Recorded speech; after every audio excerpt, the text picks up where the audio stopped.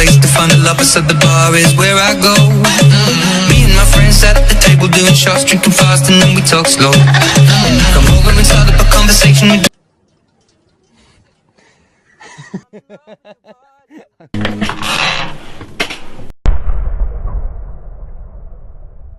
Carrying on the momentum, I think that's the biggest challenge for any artist. You know, like to get up to a stadium level for any artist is kind of the peak, but then the challenge from there is staying at that level. You know, to remain at a stadium level, to keep releasing records that not necessarily are hits, but just connects with people. You know, I've never been worried about my records selling millions of copies, but I have been really intent on writing songs that come from me, but when they go out, they belong to people, and they people can relate to them and get into it, and then they'll come to the shows. The show's always the end goal. The album, I see an album as a commercial to a show. You buy the album, or download the album, or stream the album, or however you listen to the album, and then you think, I want to go and see him live, and then you go to the show. Yeah, I guess my advice for young performers is just do you. Like, there's 7 billion people in this world, and there was no one like you, and there's no one who's going to write songs like you, and no one who's going to sing like you, as long as you keep it exactly yourself. I mean, imitate people to a point to get your influence and kind of help you write songs and help you learn guitar and help you sing, but once you found your voice, just do that and stick with it.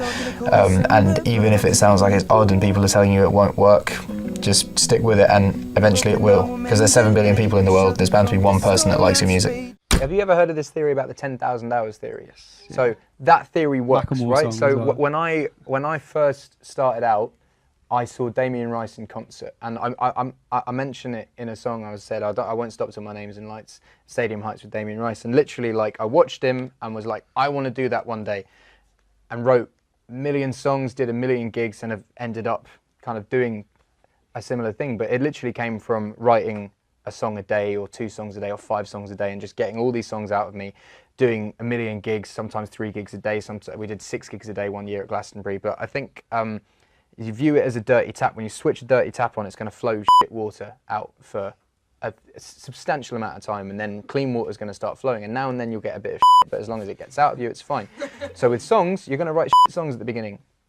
My songs were terrible. My raps were terrible. Like, I've listened to it the other day, it's awful. But I got it out of me, and the more and more you write, the more and more you experience, and then you start flowing clean water, and songs start getting better and better and better. And when you're on a good streak, you're writing good songs, now and then you're going to write a shit song, and that song is out of you, and you can move on. And it's the same with gigs. Like, you will always play bad gigs at the beginning. That's what you need to do, and then the more gigs you do, the better you'll get. Now and then you'll have a shit gig, but that's all right, because you've got it out of you and you've experienced it. So I just say the more and more you can do, you put in your 10,000 hours, write as many songs as possible, gig as much as possible. What I've learned about music today is no one has to buy your record anymore. Like, no one has to. Usually they buy your record if you're a likeable person. Adele's incredibly likeable, Taylor's incredibly likeable, Bruno Mars is incredibly likeable, Sam Smith's likeable. I'd like to think that I was likeable. Like, you have to be a likeable person. That's for a people, huge hit list you just now. Yeah, but for people to be likeable persons, you have to get to know them. And on Twitter, it's very much instant thoughts, and Snapchat's very much instant thoughts. Facebook's instant, and it's all like your personality coming out through something. And you'd find kids, instead of being like, oh, well, I'm going to illegally download that album because I want to hear it, they'll be like, oh, I think they're a nice person, I'm going to support that, and then they'll go and buy the album. And I think that's a really important thing nowadays. And I've never been disproven, because anyone that comes across as a dick does not sell that many records. Do you think somehow that aspect of your personality will come out and turn off people? I honestly do. I think you know, it's a lot different than back in the day. If I was a successful musician in the 70s and there was a newspaper article about me, it could be true, it could not be true. Like, if there's TMZ footage now online on YouTube and you watch it, like, it's there. It definitely happened. So, like, it's yeah, I think it's very important to be a good person nowadays in music. And I've found that everyone at a certain level, they're all nice. Everyone's nice, and everyone who's mid-tier, who's very what's the word? Very self-conscious about themselves and their talent. They're the ones who get a bit nasty.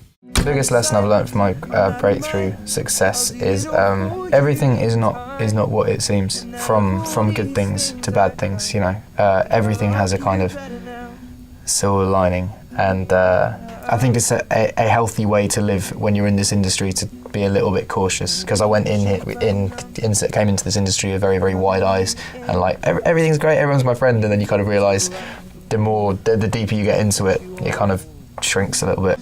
My dad always said to me, like, if you don't need to get a degree to do a job, then go out and experience it. Like, you know, if you want to be a doctor, go and get your grades and stuff, but if you want to be a musician, your education is going to come from doing shows, writing songs, practicing, meeting people, networking, so just start off as early as possible and do that.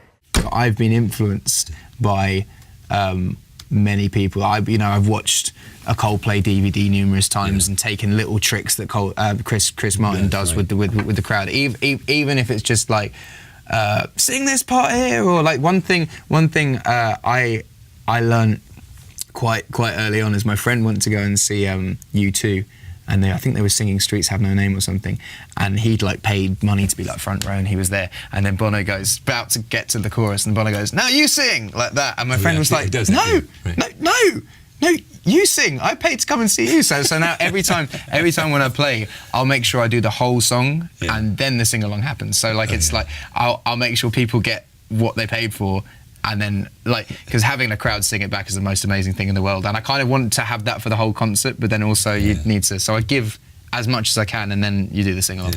Basically, I was an actor before I was a musician. Like I was in. You looked like an actor when you said that. Did you say that? You actually went.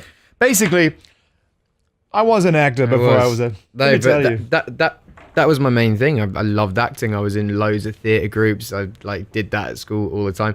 And then I quickly realised, like, the weird thing is, like, I can show you in 30 seconds how talented I am at music, but I can't show you in 30 seconds how talented I am at acting. And I realised, like, I can't actually have a successful acting career without having a good part first. And I just don't like auditions. So yeah, for me,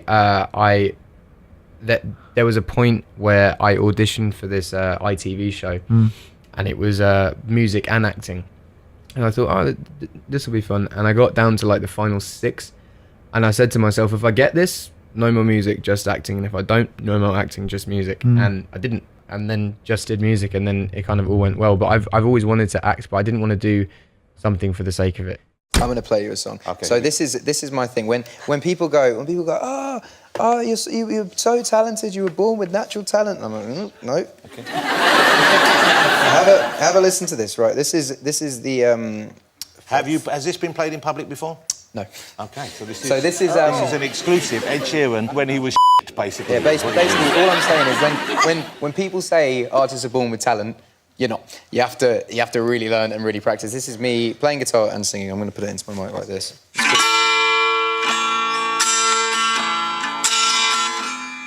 It's okay so far. It starts off. It has its start. Right. Hold me. I'm addicted to And then. but I'm crying.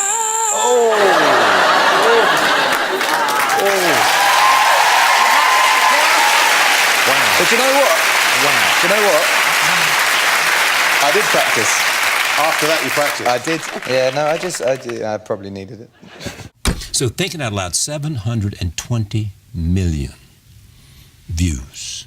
720 million views on YouTube. How does that happen?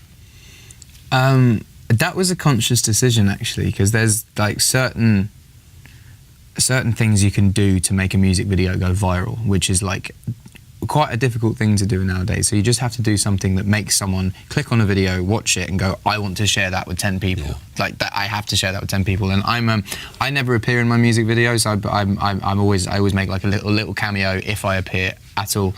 And I'm not a very svelte person. I'm not very talented at much else other than music, but I decided to teach. Doesn't seem to have gotten in the way. Well, but I wanted to make a music video where I did a ballroom dance. I wanted to like a la So You Think You Can Dance, but like not on TV reality. Like I trained on tour 5 hours a day to learn this ballroom dance, shot the music video in a suit. I never wear suits either. Like it was basically doing the opposite of what anyone thought I was as an artist, and then seeing it, and then everyone was like, oh, that's weird, and then they shared it with lots of other people, and then it just kind of blew up. But the reason I chose it for that song is I knew that song was the biggest song on the album, so to do the like most standout video for the biggest song, when you combine them, it both blows up.